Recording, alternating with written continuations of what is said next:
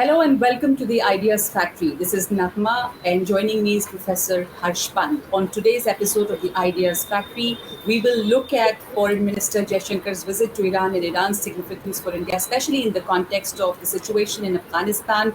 We will also look at India's presidency at the UNSC in August and at the situation in Afghanistan blaming Pakistan for actually encouraging or supporting the Taliban fighters. Along with it, we will also look at the disengagement that has taken place between India and China at Gogra. So all those big points on this episode of the Ideas Factory. Harsh, let's begin with the foreign minister's visit to Iran at the swearing-in ceremony of Raisi. This is the second visit of Jaishankar to Iran, which also shows the significance that Iran holds for India. It has always been significant, especially in the context of Afghanistan now, because Iran at the moment is caught in Western crossfires after last week's attack on the Israeli-owned ship, and Israel actually threatening that it may take unilateral action against Iran. So, India has a difficult situation here. It has to actually balance both ends. And how do we see that, considering Iran is very significant for us here, but at the same time balancing its relationship with the US? Yes, I think these are going to be some very tricky diplomatic maneuvers ahead, because clearly the new administration in Iran, Raisi's administration, has now formally come in, and I think the presence of our foreign minister there was a very important indicator that India really wants to take this relationship forward in a very serious manner, given the challenges that are emerging around India.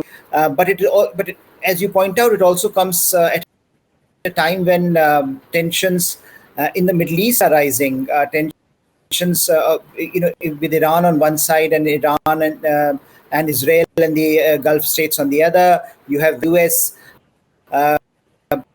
also challenging Iranian activities, alleged activities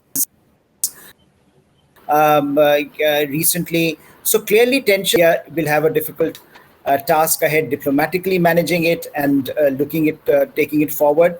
But I think the larger reality for India remains that Iran has always been a very, very important actor for India geopolitically, very important neighbor for India geopolitically. And so India can't really afford to let go of Iran. And this is a message that India has repeatedly conveyed to its to other interlocutors, that look, West can have a problem, US can have an ideological problem with Iran, some of our friends in the Middle East can have a problem, but for India, Iran's presence as a very important friend and as someone, especially in the context of Afghanistan, it takes on a very different salient, and India cannot really afford to let go. And therefore, we have seen two visits by our foreign minister in days, because clearly challenges are mounting, and India wants to be on the same page with Iran, as Iran also tries to find a way out of the Afghanistan crisis, with the Taliban rising and with Taliban capturing territory every single day.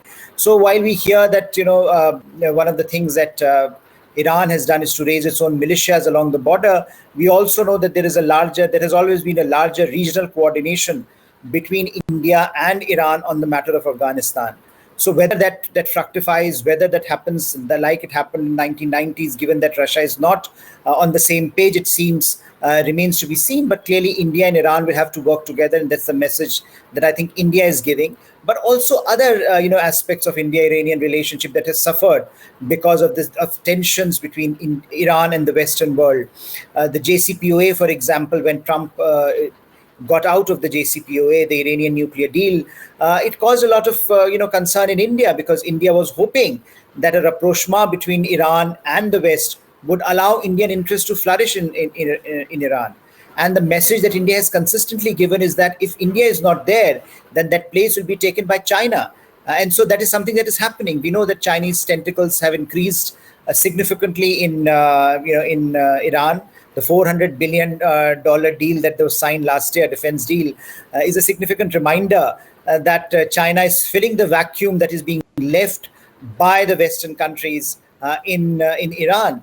But in the West, we do not see that kind of urgency with regard to Iran. In fact, in the initial days, in the initial months of Biden administration, the momentum to negotiations, that momentum has died down. Perhaps the Biden administration is checking whether the new administration in Iran would be amenable to some kind of a compromise. We are hearing that the new administration, which is by definition a hardliner administration compared to the past, is not willing to compromise on some of the major issues. But I think clearly the challenge for India is that amongst all these twists and turns, India will have to navigate its own ties. And therefore, I think the foreign minister, the government is investing in this relationship to an extent that they are. Absolutely, as you said, the rapprochement between the Western world, especially the US and Iran, seems like a distant dream because there's not much that has changed even with the Biden administration. And just when it looked like talks would resume as far as JCPOA is concerned, there is this fresh crossfire actually that Iran is caught in from the Western world. But now let's look at the rotating presidency that India holds in August at the UNSC, and at this platform, Afghanistan has very clearly blamed Pakistan, for still being the safe haven for Taliban. Also, there are videos that are being circulated of the Talibani fighters who are being injured in those airstrikes, are actually being treated in Pakistani hospitals. So now, and Pakistan is making noise that because India is there and holding the rotating presidency, Pakistan has not been invited on a very important platform where Afghanistan was being discussed. So, the presidency, India's presidency, as well as Afghanistan-Pakistan relationship with Afghanistan, as far as Afghanistan is concerned, Pakistan and China are together, as you had pointed out earlier. Russia, of course, is indecisive. So India has a bit of a tightrope walk here too.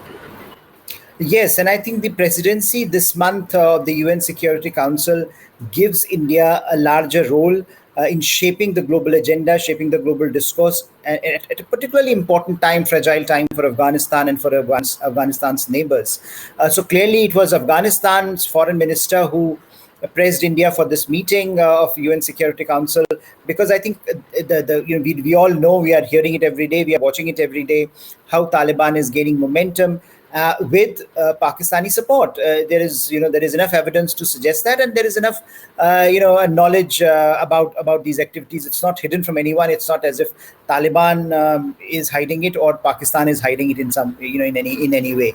We all know what is happening. We all know why Taliban is able to gain that kind of a momentum, and we all know the kind of brutality that Taliban is inflicting on its political opponents, on minorities and women. So I think the challenge for India remains that this conversation, this discussion, this debate need to be taken more seriously by various international stakeholders. And so when Afghanistan approached India, India decided to convene this meeting, and therefore there is a logic to what India is doing. Afghan government is India's friend, and that's what friends are for when they are under pressure. So I think the challenge for India, of course, is that what can India do beyond that? What can India do beyond UN Security Council, where the Security Council itself is divided, the permanent members are divided on the question of Afghanistan. But clearly India is taking the leadership at the UN Security Council, and this month in particular we will see a lot of activity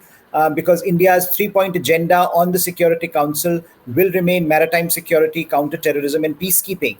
So on counter-terrorism also, India will raise this issue of Afghanistan and how the war in Afghanistan is going and what should be done about Afghanistan. But I think it is important to underscore that other issues like maritime security, which is, I think, a session that Prime Minister Modi would be inaugurating. First time an Indian Prime Minister would be chairing a UN Security Council meeting. This is going to be an important signal for some of our other neighbors, because maritime security is certainly becoming a code word for other kind of activities that is going on in the region, and the other challenge that India and the Indo-Pacific face. So I think clearly India, has in some ways very shrewdly defined its agenda on the global stage, on the UN Security Council. And on all three issues, India has great stakes. And on Afghanistan in particular, I think given the challenges across the region and given the challenges that are happening in real time, India will take it up. And if India will not take it up, it will be forced to take it up, like it happened this week. So the sense that you will get, I think, the kind of rivalries, the regional challenges, they will spread out on the UN Security Council as well. And I think that is what the agenda will look like, and that is what there are some possibilities there of India shaping the global agenda in line with this thinking that India wants to be the shaper of the global agenda, or a leading player in shaping the global agenda. As India has often articulated, this is a good moment to do that in terms of its diplomatic outreach. Sure. And a very important development has taken place as far as India-China relationship is concerned. Here back home, it's a big breakthrough that the two sides have pulled back from Gogra, but of course, two friction points remain, which is Hot Spring and Depsang, and this has taken place. This has happened now after the SCO summit, where Jaishankar again met the Chinese counterpart, which took place in Dushanbe. It is very, very significant, as it has come after about 12 rounds of military talks. So this is happening here. It's a good news. A big breakthrough has taken place, but still things remain very, very volatile. We don't know which way things will take a turn, because at the same time, India sends a naval task force to the South China Sea, which of course is to expand security ties with friendly countries, but China will clearly not look at it in that context. So that the tension builds up there too. Well, yes, I think the larger rubric of Sino-Indian relations, I don't think has changed. What we are seeing is an evolution of a relationship that remains at the heart a very competitive, a very conflictual relationship. But I think the issues along the border, it seems that we will see this kind of a gradual movement where one by one, the two sides will pick up these contentious issues and will try to figure out a way of managing them. So first we saw in along near the Pangong Lake area, where we saw some disengagement in the month of February. And now, after months of negotiations, we are looking at another aspect being taken, which is the Gogra Heights, where we are seeing a disengagement process now beginning to happen. And I think this is going to be the modus vivendi in the future as well, because the larger relationship lacks trust, because the larger relationship is fraught with all kinds of issues. I think this piecemeal approach is perhaps the best that we can possibly expect from the two nations and from the two negotiating teams, that despite the challenges, continue to negotiate their way out of the problem, because both sides recognize that conflict, that open hostilities are something that need to be avoided. So what has to be done is to take this approach one by one to solve these problems, and to see whether you can generate trust. After all, if the disengagement holds in Pangong Lake or in Gogra Heights now, then you can generate enough confidence to take bolder measures for other areas. But if you find that structures have come back again, that mobilization of forces is back again, then you would really not move forward in good faith as far as the other areas are concerned. So I think this is what we should expect and hope that this works, because if this does not work, then I'm afraid the militarization of the LAC is something that will continue to happen, and LAC will increasingly become more volatile, even more than it is today. So I think the challenges are mounting the longer the disputes along the LAC are not resolved, and I think the two sides recognize this, and therefore you do see this pressure, some kind of pressure being released from the pressure cooker that the LAC has become. But to anticipate or to expect that something dramatic is going to happen in other areas very soon, I think that would be that's something that one should not. But clearly, what it shows is both sides recognizing the challenge and therefore putting their best foot forward in negotiating specific issue areas. Absolutely. As you said, the piecemeal approach is what actually works, and this is an important breakthrough that right now there is a disengagement at the Gogra Heights, but we have to see whether this disengagement holds. We have a few questions from our audience, Harsh, if you would like to take up. We have time for at least, I think, one. Manoj Kumar is asking, why is Iran and Russia not allying with India to counter Taliban? How can India convince these countries to pressure Taliban? Now, as we have discussed, that Russia is indecisive right now. So how can India actually use that to its advantage? Well, I think there's a slight difference between Russian and Iranian position at the moment, and India should be capitalizing on those differences, and I think that's what it is trying to do by these successive outreach, successive visits to Iran. But the challenge here for India is more fundamentally in Afghanistan than it is for Iran and for Russia. For Iran and Russia, that certainly it's a long-term problem, but the immediate problem for them is to make sure that their primary interests are not jeopardized. So for Russia, the primary interest remains Central Asia, that you should not see. They would not like to see an expansionism of Taliban ideology in Central Asia. Their extremism, terrorism, radicalization should not happen in Central Asia. So long as that does not happen, Russians can live with it. Similarly, Iranians can live with certain basic parameters, like if there is nothing happening along the border. But clearly, Iran has an ideological problem as well with the Taliban regime. So that ideological problem, therefore, becomes more difficult to manage in the short term. And therefore, there is a possibility that India and Iran can be engaging much more productively than, say, India and Russia. For India, the challenge is longer term. For India, the idea is that unless Afghanistan becomes a stable country, unless Afghanistan gets a political structure wherein all political entities, all political stakeholders have a stake, have a say, Afghanistan's problem is not going to be resolved. And that fundamental problem, unless it is resolved, it will continue to haunt South Asia. So India's problem is more about structures and processes and governance. And therefore, unless that happens, Afghanistan cannot be at peace with itself and with its neighbors. So therefore, India has looked at it through a structural lens, that India wants to see a governance structure in Afghanistan, even willing to see some kind of a role for Afghanistan, not the only the larger mosaic.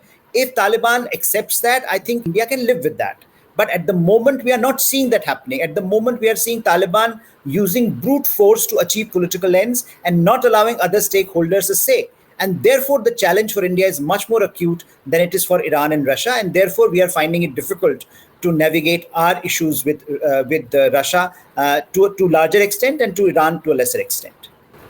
All right, Surya Pratap Babar has made an observation. There seems to be an emergence of two groupings now, the Red Quad, which is China, Pakistan, Russia, and Quad, which is India, USA, Australia, Japan. What will be the objective these groups would want to achieve, and what means you see them using to achieve these objectives? I don't know if we have enough time for that, but a quick comment on that. Well, I think that's an interesting observation. I do think that certainly, Quad, the US, Japan, Australia, India Quad will lead to to reactions from other countries, and it will lead to different kinds of geometries. Already, as you are saying, one geometry is this. In the context of Afghanistan, we have talked of a different Quad, where US has also engaged with trying to engage with Pakistan and Afghanistan and Uzbekistan. That has also been called a Quad. So I think we will see different geometries emerging, but some of these geometries will survive because there is a fundamental convergence. Some of these geometries will come up and will be thrown aside eventually because their fundamental convergence does not work. But I think the China-Pakistan angle certainly is here to stay for a long time. I'm not so sure about the Russian participation. Russia has Russia can be, can perhaps for Russia, this is a more of a tactical move rather than a strategic move. But at the moment, certainly it looks that Russians are deeply engaged with the Chinese and the Pakistani positions on these questions, and therefore this contestation is here with us here to stay with us, and we will have to live with the consequences of these various geometries for the foreseeable future. All right. Thank you so much, Harsh, for those answers. And to all our viewers, I would just like to remind you that you can send in your questions. And thank you for sending in the questions. You can join us next week on the Ideas Factory. Thank you.